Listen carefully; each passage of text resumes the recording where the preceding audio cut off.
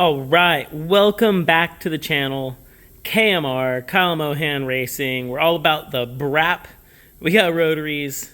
We're talking about rotaries. So I just wrapped up this Mazda Trix KMR 12A build, and this was for an old friend and a racer, primarily just work on race motors, in case you're wondering. And so this was a older 12A race motor that had actually just been rebuilt, only made 7 laps. It was not built by us or me, just somebody else out in the world.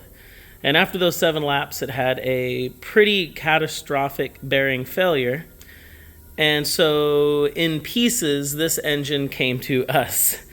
And we were able to salvage as many pieces as possible, retaining most of the OEM block.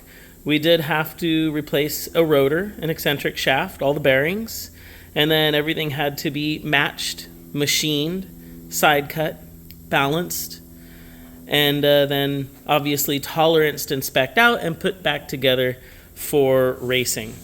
So it was quite an extensive build, and I think one thing to note is 12As are actually becoming quite rare.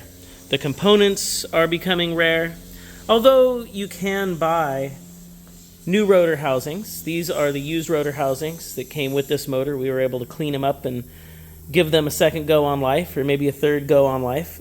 But if you end up needing a new or replacement 12A rotor housing, really the only thing you're going to be able to find is a GSLSE rotor housing that's been machined down via CNC or mill and then re-O-ringed.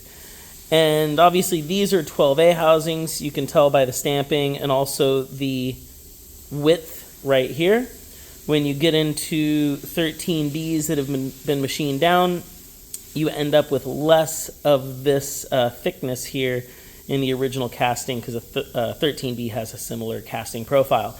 So to replace 12A housings these days, you end up with a very expensive housing, because Mazda has discontinued the original 12A housings.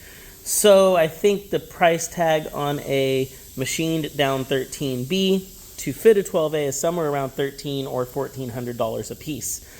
So if you've got good 12A housings, hold on to them, whether they're the side plates or the rotor housings. Rotors have also been discontinued. So putting together a blown up 12A or a 12A that has had issues, or even a 12A in general, what used to be a fairly inexpensive and a fairly fun build has now become more of a historic restoration.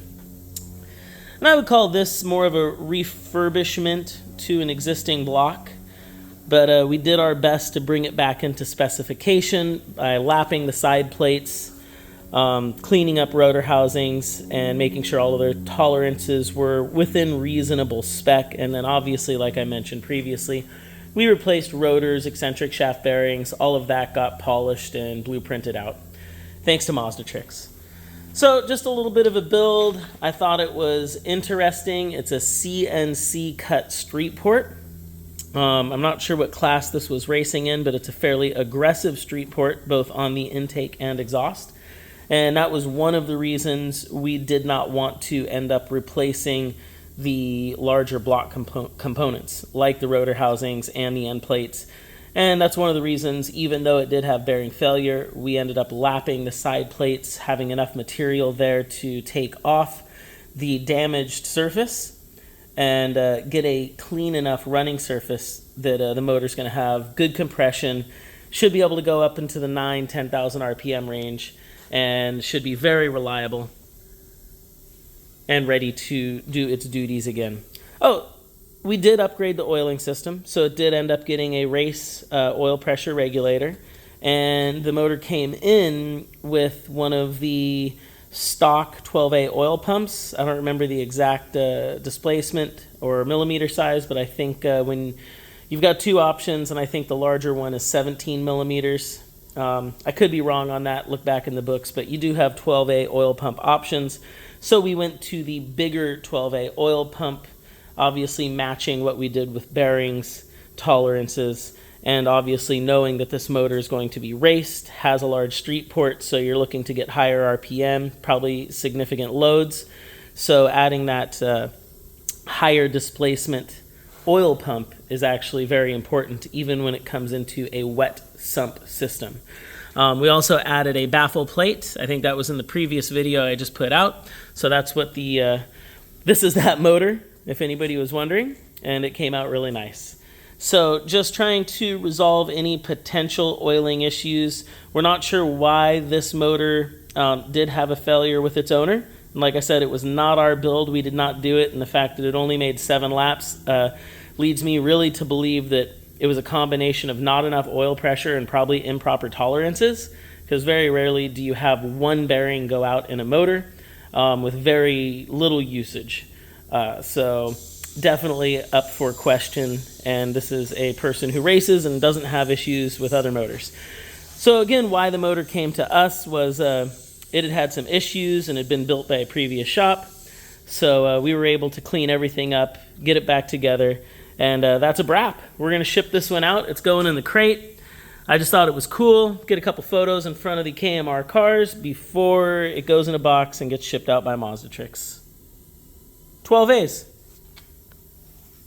They used to be pretty inexpensive and pretty easy to build, and parts shortages, expensive parts, and rarity of parts have all kind of driven the price up. So that's a Brap. We're going to ship this one. KMR, Mazdatrix. Thanks for watching. I hope everybody likes rotaries, because I do.